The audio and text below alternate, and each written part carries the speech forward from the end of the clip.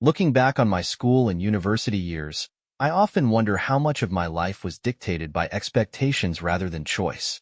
I was always the kind of student who did what was required of me. A rule follower, a box ticker. I wasn't particularly rebellious or adventurous. I figured if I stayed in line, good things would come my way. But now, as I recount those early days, I realize I wasn't living my life. I was living someone else's idea of what my life should be. I grew up in a typical middle-class household. My parents, both hardworking people, had one clear message for me. Stability is everything. My dad worked in logistics, overseeing shipping schedules and warehouse inventories. My mom managed our household budget with a precision that would make an accountant proud. They both believed that the key to a good life was a steady income, a modest home, and a career with benefits. Choose something practical, they would say. Something secure. As a kid, I didn't question this advice. It seemed logical, even wise. I was good at math, so it was decided early on that I'd go into something related to numbers. My parents encouraged me to aim for finance or accounting, and I went along with it. There wasn't much room for dreams of being an artist or an entrepreneur in our household. Those paths were for other people, people with risk tolerance we didn't have. In high school, I was the stereotypical good student, always on time, always polite, always doing just enough to meet expectations. But beneath the surface, I felt disconnected. Subjects like economics and statistics bored me, yet I excelled at them because I felt like I had no other choice. My passion, if I had one, was for creativity. I loved sketching and coming up with ideas for designs, logos, t-shirts, even sneakers. But I didn't see that as a viable future. It was a hobby, nothing more. When it came time to apply to universities, my parents were adamant that I choose a practical major. Finance and accounting seemed like the natural fit, given my aptitude for numbers. I'd heard horror stories about people graduating with useless degrees and struggling to find work, so I didn't put up much of a fight. At 18, I didn't have the courage or clarity to challenge the life map that had been laid out for me. University was a strange time. I was surrounded by bright, ambitious peers, many of whom seemed genuinely interested in the intricacies of financial systems and market analysis. They talked about derivatives and portfolio management with an enthusiasm I couldn't muster. For me, it was all about getting through the classes, acing the exams, and collecting the degree at the end of it. I joined study groups, networked with professors, and built the kind of resume that would make any recruiter's eyes light up. On paper, I was thriving. Inside, I felt hollow. I'd sit in lecture halls and listen to professors drone on about balance sheets and corporate taxation, wondering how I'd ended up there. My true interests, the things that lit a fire in me, felt miles away. But I convinced myself it didn't matter. Passion, I thought, was overrated. What mattered was earning a decent living, climbing the corporate ladder, and retiring comfortably. At least, that's what I'd been told. During my third year, I began to notice a restlessness that I couldn't shake. I'd spend hours doodling in the margins of my notebooks, sketching out ideas for t-shirt designs and brand logos when I should have been focusing on capital markets. It was a small act of rebellion, a way to escape the monotony of my coursework. But I never took it seriously. How could I? I was on the secure path, the one my parents and professors had applauded. By the time I graduated, I had a degree in finance and accounting, a respectable GPA, and a vague sense of accomplishment. But there was no joy in it. I didn't feel proud or excited about my future. I felt like I'd reached the end of a conveyor belt, ready to be packaged and shipped off to some cubicle in a corporate office. My dreams, such as they were, remained unspoken, relegated to the corners of my mind. If you had asked me then what I wanted to do with my life, I wouldn't have had an answer. I was too busy trying to meet everyone else's expectations to think about my own. All I knew was that I didn't want to disappoint my parents, and I didn't want to end up unemployed and struggling. So, I played it safe. I took the path of least resistance. I chose practicality over passion. But deep down, I knew something was missing. I just didn't know what to do about it yet. Fresh out of university, I found myself in a peculiar limbo. I had the degree, the polished resume, and the eager handshake, but no clear direction.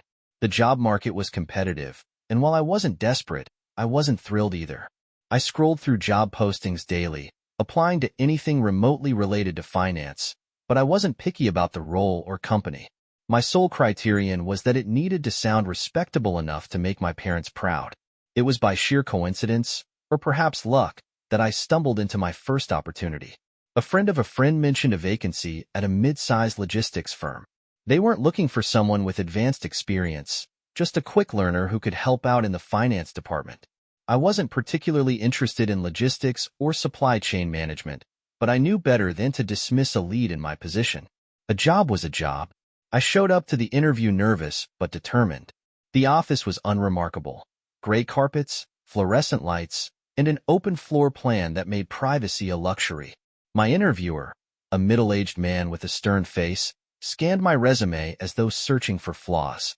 To my surprise, he didn't ask many technical questions. Instead, he wanted to know about my work ethic, my ability to adapt, and how I handled pressure. I gave the answers I knew he wanted to hear, and by the end of the meeting, I had the job. I should have been ecstatic.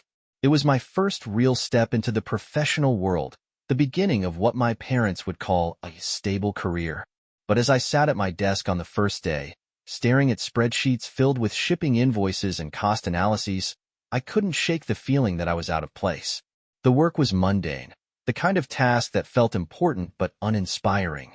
I wasn't solving problems or creating anything new. I was plugging numbers into formulas and making sure they balanced. The people around me seemed content. My colleagues were friendly, but their conversations revolved around office gossip, weekend plans, and the occasional gripe about management. There was no talk of ambition, no exchange of bold ideas. They were happy to clock in, do their work, and clock out. For them, this was enough.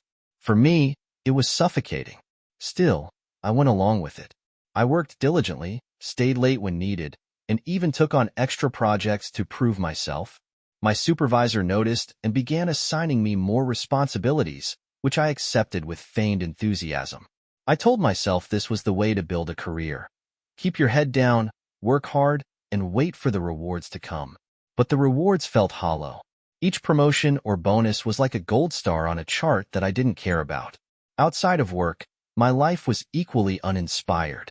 My social circle was small, consisting mostly of old university friends and a few colleagues I'd grown close to. We'd meet for drinks on Fridays, share the same complaints about work, and talk about plans that none of us seemed eager to pursue. I began to notice a pattern in my life, a cycle of complacency and mild dissatisfaction that I couldn't seem to break. Looking back, I can see how this period shaped me.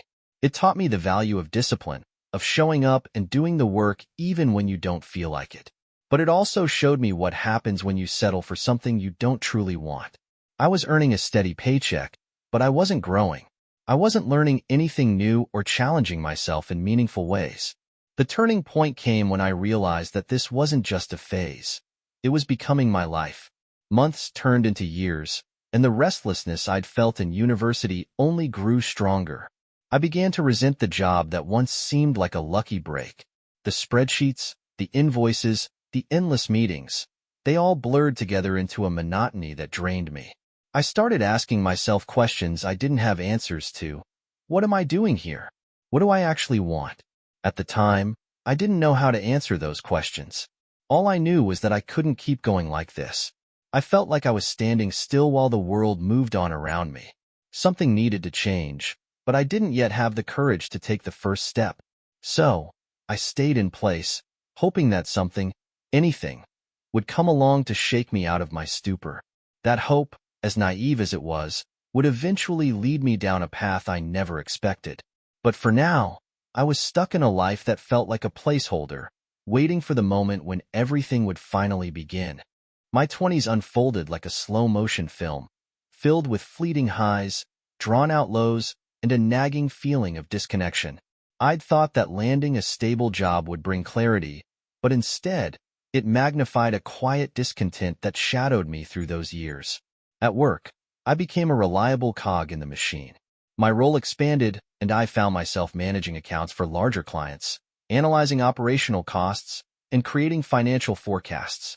To anyone else, this might have looked like success, but inside, I felt like I was just shuffling pieces around a board where none of the moves mattered. I wasn't making decisions that inspired me, only ones that kept the machine running smoothly. My efforts were rewarded with performance bonuses and pats on the back from supervisors, yet I felt no sense of accomplishment. As the years went on, my personal life reflected the same stagnant pattern. My relationships were surface level, marked by fleeting romances that fizzled out before they could deepen. I wasn't the best at opening up to people, and I couldn't blame anyone for drifting away. After all, I wasn't sure who I really was or what I wanted. So how could I expect someone else to stick around and figure it out for me? Family, too, became a source of friction. My parents were proud of the job I had secured, especially since it aligned with their vision of a stable and respectable career. They didn't understand why I wasn't happy, and truthfully, neither did I. Conversations with them often circled around my future plans, a topic I tried to dodge at every opportunity. They assumed I was on the path to becoming a finance executive, or perhaps branching into consulting. I let them believe that because challenging their expectations seemed impossible. The monotony of my routine began to weigh on me, and I sought distractions. Some were harmless, a new gym routine, occasional weekend trips with friends. Others were less so. I developed a habit of gambling, first casually and later compulsively. It started with poker nights and small bets on sports games, but over time, it escalated. I'd find myself at casinos or online gambling platforms late at night, chasing the thrill of a win to fill the void I felt elsewhere. It was never about the money. I wasn't in it to get rich. It was about escaping, numbing the frustration and restlessness that gnawed at me daily. Of course, gambling came with its own set of problems. The wins were exhilarating, but the losses were devastating. I'd feel guilty and reckless, but that guilt was easier to manage than the existential dread of an unfulfilled life. I'd promised myself I'd quit, only to return the next weekend. Work didn't help. It was during this period that I started facing some professional setbacks. The logistics firm I worked for went through a turbulent restructuring phase. Departments were merged, budgets were slashed, and people were laid off. Though I survived the cuts, the changes left everyone on edge. My workload doubled, and the office atmosphere turned toxic. Gossip and infighting replaced camaraderie, and my motivation, already shaky, plummeted further. One of the biggest blows came when I was passed over for a promotion I'd been working toward for months. The role went to someone less experienced but more politically savvy. I'd never been the type to network aggressively or seek validation from higher-ups, but seeing my efforts overlooked was crushing. For weeks, I grappled with resentment and self-doubt. Had I wasted years chasing something I didn't even care about? Was this what the rest of my life would look like? Amid this professional and personal chaos, my health started to suffer. Late nights at the casino or glued to my computer screen translated into sleepless nights and exhausted mornings. I skipped meals, drank too much coffee, and rarely exercised. The physical toll was visible, but the emotional toll ran deeper. I felt trapped in a cycle of bad habits, poor decisions, and an overwhelming sense of inertia. Yet, through all of this, a tiny ember of ambition remained. It flickered faintly beneath the layers of self-doubt and routine, reminding me that I wanted more from life. Occasionally, I'd pull out an old notebook and sketch ideas for clothing designs, or write down concepts for a personal brand I dreamed of starting. It was all abstract and unstructured, but it was something, a thread of hope in an otherwise gray existence. There were moments when I'd imagine what it would be like to walk away from the stable job, the mundane life, and take a risk. But those thoughts were fleeting. Fear always brought me back to reality. What if I failed? What if I ended up worse off than I already was? Those questions kept me tethered to the life I had, even as it drained me. My 20s felt like a holding pattern, a series of cautious steps that led me nowhere. I was living, but I wasn't alive. And though I couldn't see it at the time, this period of stagnation was setting the stage for the dramatic shift that would soon follow. The ember of ambition was still there, waiting for the right moment to ignite. By my late 20s, I had settled into a routine so firmly that I could navigate it on autopilot. Workdays blurred together, a monotonous rhythm of spreadsheets, emails, and meetings. Even my evenings, once an opportunity to escape, had fallen into predictable patterns of distraction and mild indulgence. At this point, I was surviving rather than living, and cracks were beginning to show in the foundation I had built for myself. The gambling habit I developed earlier in my 20s had grown into a full-blown problem. What had started as a thrill-seeking distraction was now a routine part of my life. I'd justify my trips to the casino or my late-night online bets by convincing myself it was harmless, an outlet for stress, a way to blow off steam. But deep down, I knew the truth. I wasn't in control. The losses stung, but not as much as the realization that I was using gambling as a crutch to cope with a deeper dissatisfaction I couldn't articulate. Things came to a head one particularly bad weekend. After losing a significant amount of money in one night, I found myself staring at my bank account with a sinking feeling in my stomach. I wasn't broke, but I had crossed a line. The anxiety that followed was unbearable. My hands shook as I thought about the rent, the bills, the financial responsibilities I'd ignored in pursuit of a fleeting high. This wasn't just about money anymore. It was about the person I was becoming. Work wasn't any better. The toxic office environment continued to weigh on me. The restructuring meant more responsibilities and fewer resources, and my ability to care dwindled with every passing week. I'd spend hours staring blankly at my screen, pretending to be busy while internally questioning the point of it all. The idea of advancing within the company felt laughable. Promotions seemed less like rewards and more like traps.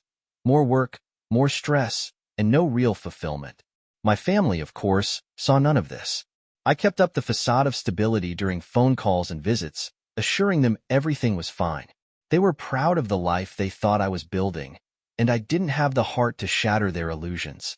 But the truth was that I felt like a stranger in my own skin. Each conversation about future plans or moving up the ladder felt like a weight pressing down on my chest. I couldn't tell them I had no ladder to climb, no future I wanted within that framework. I felt stuck. Not just in my job, but in the expectations I'd allowed to define me. My health continued to deteriorate. I'd always been a late-night snacker, but the combination of stress and sleep deprivation amplified my worst habits. Fast food became a regular part of my diet, and exercise fell by the wayside. I'd wake up groggy, down a cup of coffee to jumpstart my day, and crash hard by mid-afternoon.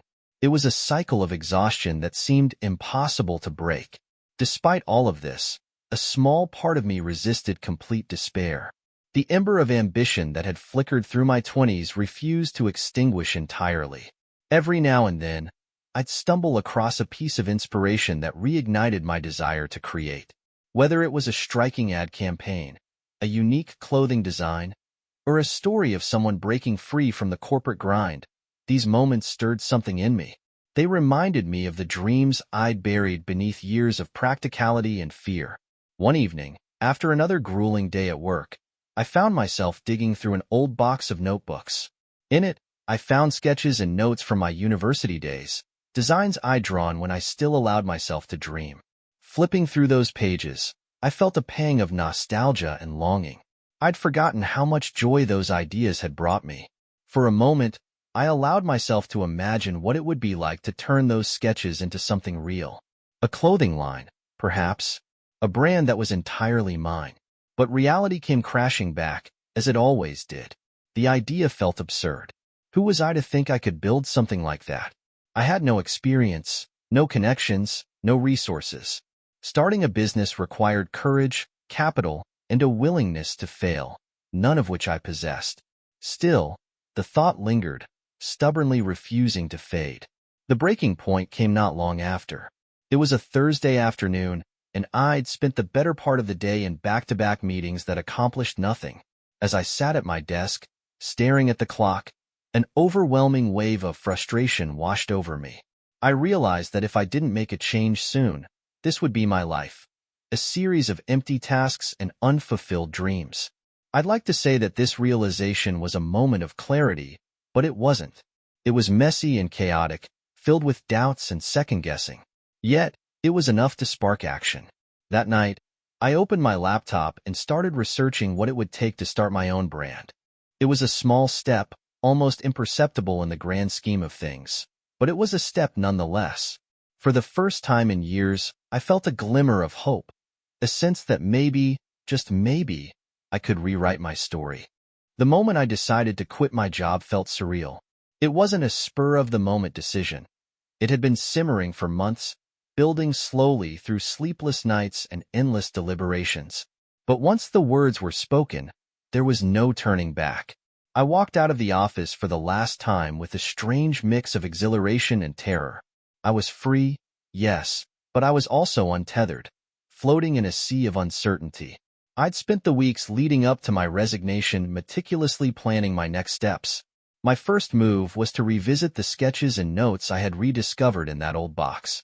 Those pages, filled with designs and ideas from my university days, became my starting point.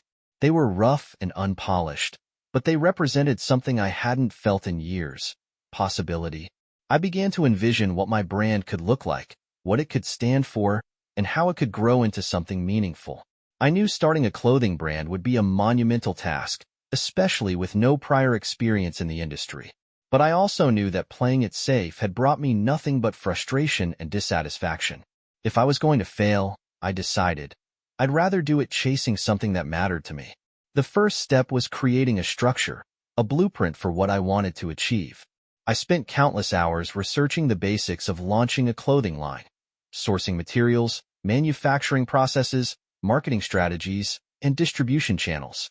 I scoured the internet for success stories and cautionary tales, absorbing as much knowledge as I could.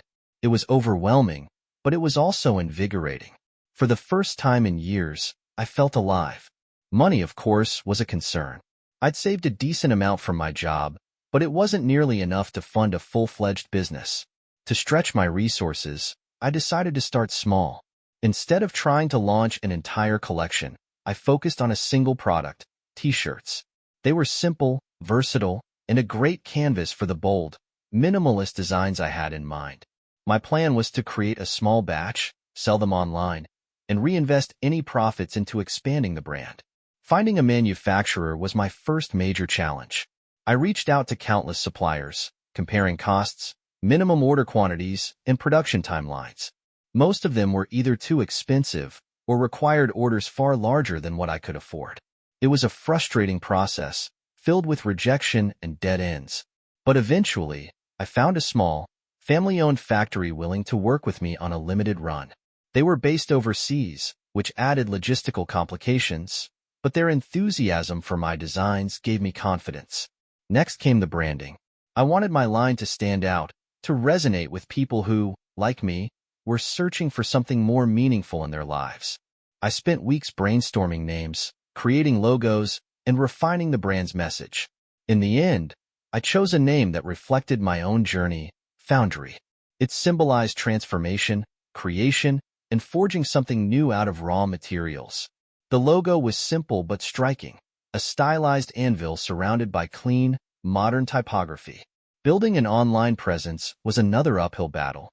I had no background in marketing, so I had to learn everything from scratch: creating a website, optimizing it for search engines, and leveraging social media to build an audience. I taught myself how to use graphic design software to create promotional materials and spent hours watching tutorials on photography to capture my products in the best light. It was exhausting, but every small accomplishment felt like a victory. When my first batch of t-shirts arrived, it was a surreal moment. Holding the finished products in my hands, seeing my designs brought to life, was both thrilling and terrifying. I'd poured so much time, energy, and money into this project, and now it was real. The next step was putting it out into the world. I launched Foundry with a modest website and a small social media campaign. I reached out to friends, family, and former colleagues, asking them to share the brand with their networks. I joined online communities and forums related to fashion and entrepreneurship, introducing myself and my story to anyone who would listen. Sales trickled in slowly at first, but each order felt like a validation of my efforts. Still, the challenges were relentless. There were days when nothing seemed to go right, when suppliers missed deadlines, the website crashed, or social media posts fell flat. I second-guessed myself constantly, wondering if I was in over my head. But even on the hardest days, I felt a sense of purpose that had been missing from my life for so long. For the first time, I was building something that was entirely mine. Looking back, those early months were a whirlwind of fear, excitement, and relentless work. I was learning on the fly, making mistakes, and adapting as I went. It wasn't easy, and there were moments when I wanted to give up. But deep down, I knew that I'd finally taken control of my life.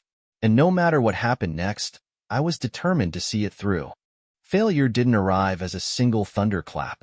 It crept in slowly, like a rising tide, until it swallowed everything I had worked for. The first few months of running Foundry had been electrifying, filled with the thrill of seeing my ideas take shape. But the honeymoon phase didn't last. Soon, I found myself face to face with the brutal reality of building a business from scratch. Sales, which had trickled in optimistically at first, plateaued faster than I expected.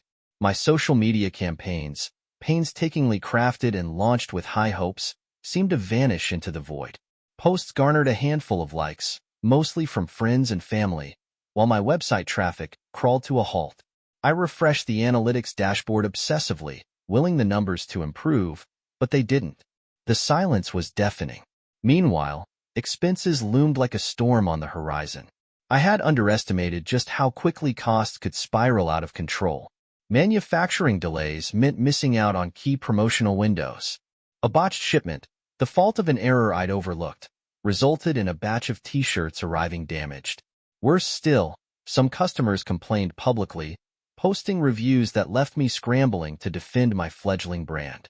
Every setback felt like a personal attack, an indictment of my ability to make this work. The pressure was relentless.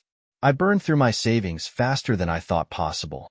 Late at night, I would sit in my tiny apartment, surrounded by boxes of unsold inventory, questioning everything. The glossy dreams I'd once clung to were tarnished by the harsh light of reality. My sketchbooks, once a source of inspiration, now felt like a cruel joke, evidence of my own naivety. I wondered if I'd made a catastrophic mistake by walking away from the safety of my old life. The breaking point came on a rainy Tuesday afternoon. I had poured my remaining funds into a new marketing campaign, desperate to spark some momentum. But the response was dismal. Hours after the campaign launched, I realized I'd made a critical miscalculation in targeting the wrong audience. The return on investment was effectively zero, leaving me with nothing but a depleted bank account and a crushing sense of failure. In that moment, I felt as though the universe had conspired against me. I'd taken the leap, risked everything, and for what? To be buried under the weight of my own ambition? The thought of giving up began to creep in, tempting me with its simplicity. I could close the doors on Foundry, chalk it up to a learning experience, and retreat back into the world of stability and predictability. But something inside me resisted. It wasn't hope, not exactly. It was more like defiance, a refusal to let this failure define me. I thought about the long nights I'd spent building this brand, the sacrifices I'd made, the passion that had driven me to take this chance in the first place. Giving up felt like a betrayal of everything I'd worked for, even if it seemed like the logical choice. So, I doubled down. I reached out to every contact I had, humbling myself to ask for advice, support, anything that might help me stay afloat. I scoured online forums, devoured articles about business turnarounds, and started attending local networking events, hoping to find a lifeline. It was during one of these events that I met someone who would change the trajectory of my journey, but at the time, I didn't know it yet. Every entrepreneur, they say, has their crucible moment, a point where they are tested to their limits and forced to decide whether to push forward or walk away. This was mine. I had no guarantees, no clear path forward, and no safety net. All I had was a stubborn belief that failure, no matter how overwhelming it felt, was not the end of my story. Looking back, those days were some of the darkest of my life, but they were also transformative. They stripped away the illusions I'd held about success and forced me to confront the raw, unvarnished truth that success is not a straight line. It's a jagged, unpredictable climb, fraught with setbacks and failures that test your resolve at every turn. And though I didn't know it yet, the collapse of Foundry as I had imagined it would pave the way for something far greater than I could have ever envisioned. If the collapse of my business was a storm, then the meeting that changed my trajectory was like a single ray of sunlight piercing through the clouds. I hadn't been expecting much from the networking event. By that point, my energy was so drained that even putting on a confident face felt like a chore. But I forced myself to go, telling myself that desperation demanded action. The event itself was unremarkable. The usual handshakes, polite conversations, and business card exchanges. I wandered between groups, half listening to conversations about supply chains and market trends, wondering if I was wasting my time. It wasn't until the tail end of the evening that I struck up a conversation with someone who would become a turning point in my journey. He was a man in his mid-30s, unassuming yet magnetic in his quiet confidence.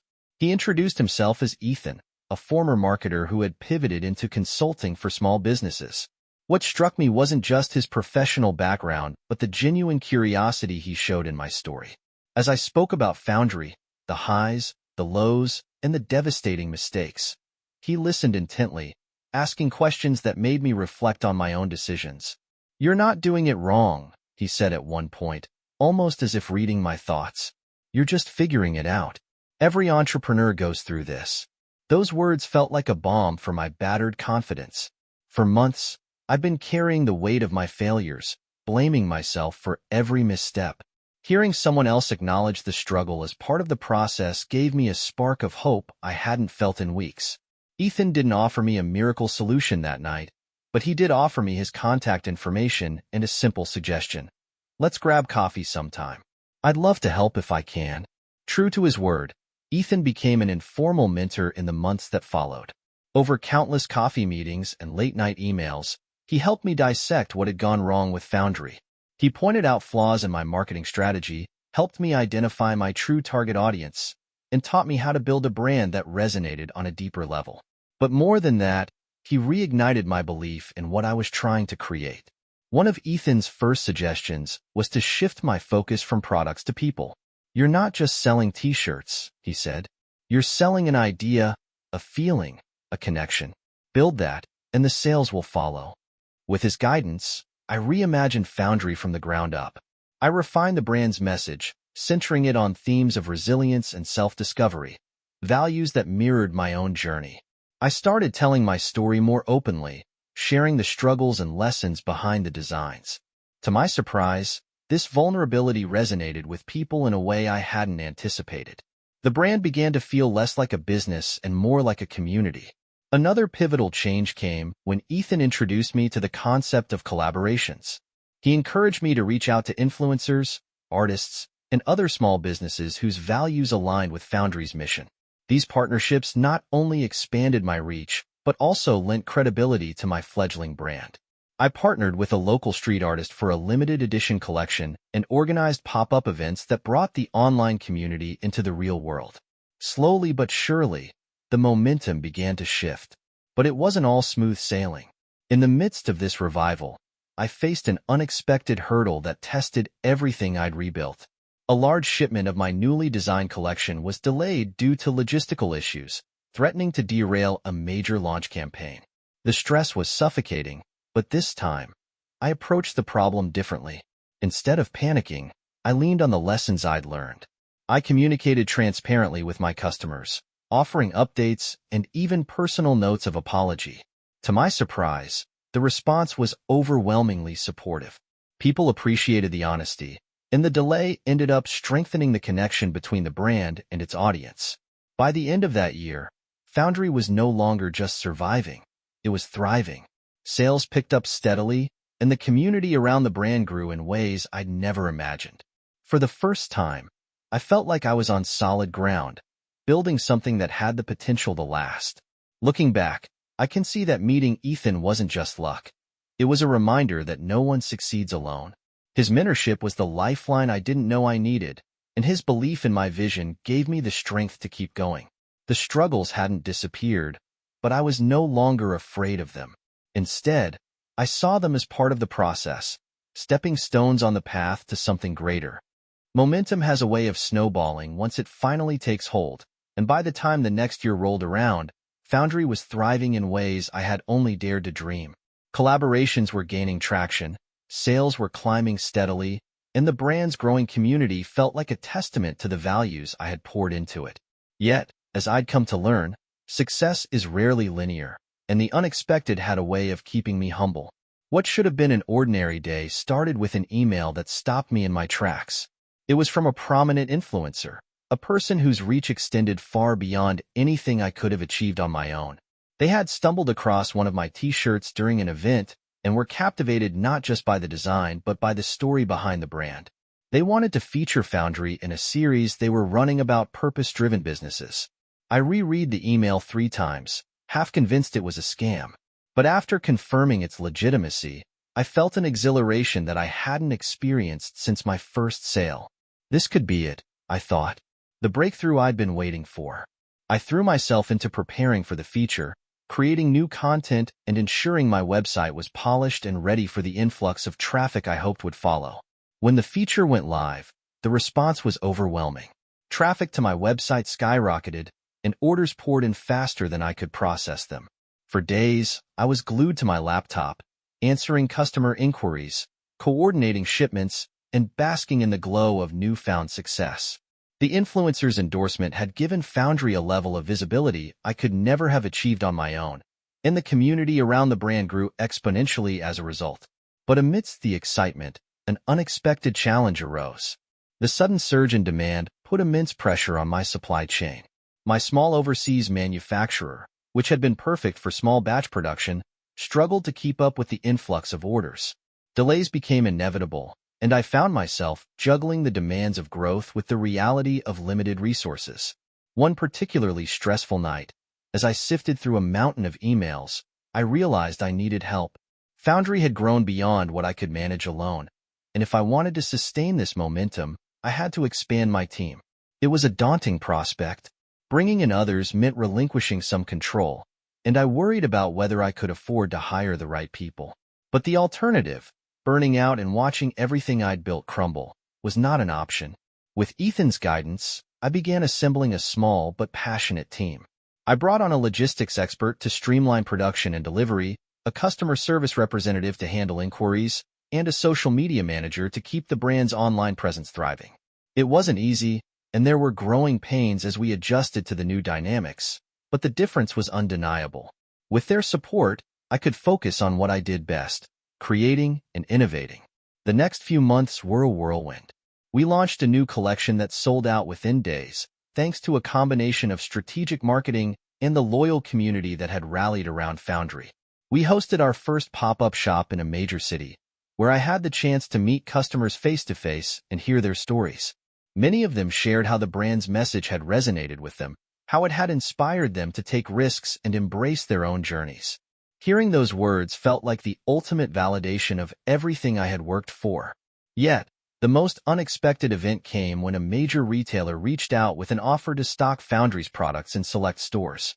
It was an opportunity one hadn't even considered, one that could catapult the brand to new heights. But it also came with risks. Scaling up production to meet the demands of a retail partnership would require significant investment and careful planning.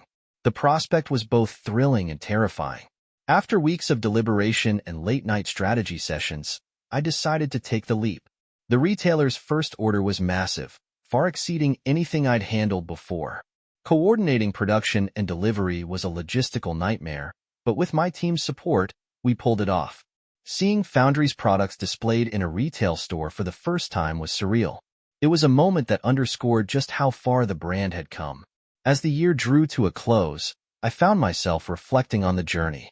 Foundry was no longer just a small online store. It was a thriving business with a growing presence and a community that believed in its mission.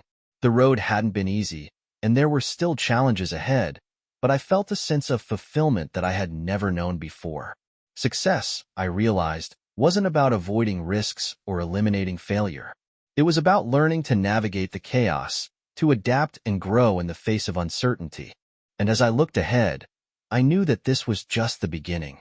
By the time the next year came around, the milestones I had once fantasized about were no longer dreams. They were my reality. Foundry wasn't just a business anymore. It was a movement, a brand with a story that people connected to deeply. Orders came in not just from across the country but from around the world, and the products weren't just selling, they were selling out. The retail partnership had been a game changer, thrusting Foundry into a level of visibility I hadn't anticipated.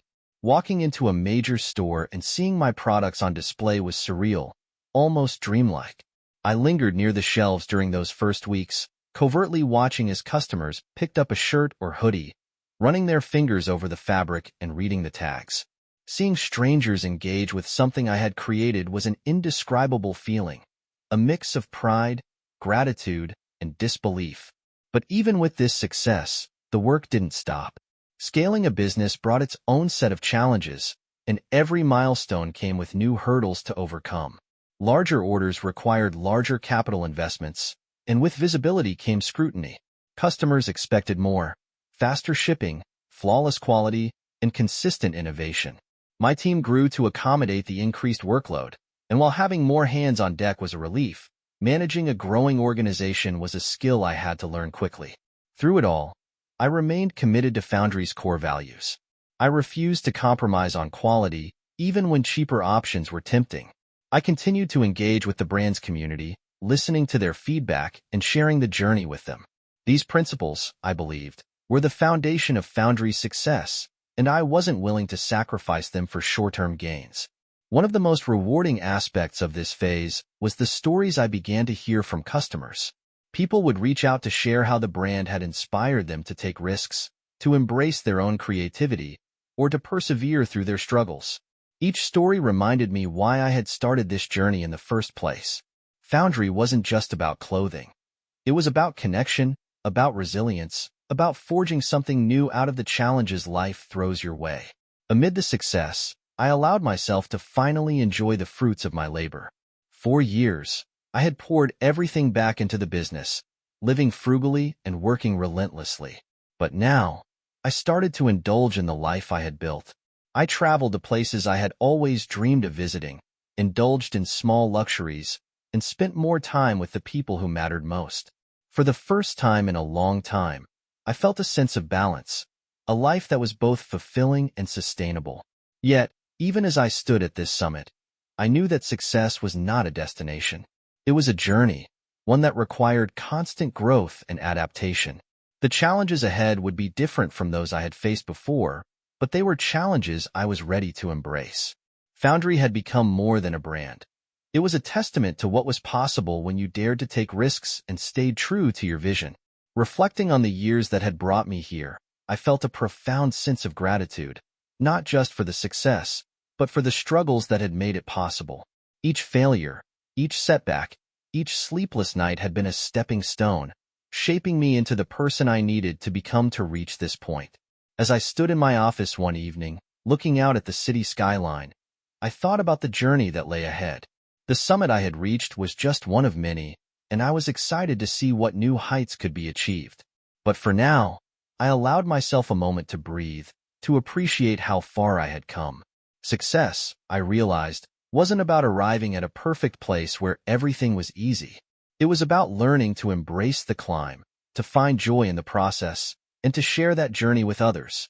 And as I looked at the growing community that had rallied around Foundry, I knew that the best was yet to come. Looking back on the journey that brought me here, it's clear that the path to success is anything but straightforward. Foundry started as a spark of ambition, a desperate attempt to escape a life that felt hollow. But it became so much more than that. It became a reflection of my resilience, my creativity, and my willingness to take risks even when failure felt imminent. The climb wasn't easy, and there were countless moments when giving up seemed like the logical choice. I faced financial struggles, self-doubt, and setbacks that left me questioning everything. But each challenge taught me something invaluable: that failure isn't the end of the road. It's a step along the way. If there's one lesson I've learned, it's that success requires embracing discomfort. The safe path, the predictable path, might seem appealing, but it rarely leads to growth. True fulfillment comes from taking risks, from daring to dream bigger than what seems possible. It comes from the willingness to fail, to learn, and to keep moving forward. Starting Foundry was the riskiest thing I'd ever done, but it was also the most rewarding. It forced me to confront my fears, to push past my limitations, and to build something that mattered not just to me but to others. The brand's growth was never just about sales or visibility. It was about connection, about creating something that resonated with people on a deeper level. I've learned that success isn't a solitary achievement. It's built on the support of others, mentors who guide you, customers who believe in you, and a team that shares your vision. Foundry would never have become what it is today without the people who helped me along the way. Their belief in me, even when my own belief wavered, was a reminder that no one achieves greatness alone. As I stand here now, with Foundry thriving and my life transformed, I'm struck by how far I've come. But I'm also aware that the journey is far from over. Success isn't a destination.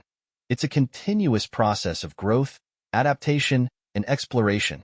There will be new challenges, new risks, and new heights to reach, and I'm ready for them. To anyone standing at the edge of a decision, wondering if it's worth the risk, my advice is simple. Take the leap. Don't let fear hold you back from pursuing what truly matters to you. The road will be hard, and failure is inevitable at times. But the rewards of chasing your dreams far outweigh the comfort of staying still. Your life is your story, and you have the power to write it. Don't settle for a narrative that leaves you unfulfilled. Dare to dream, dare to risk, and dare to build something extraordinary. When you look back, you'll see that the struggles, the setbacks, and the triumphs were all part of a journey that was uniquely yours. As for me, I'll keep climbing. Because success isn't about reaching the summit, it's about loving the climb.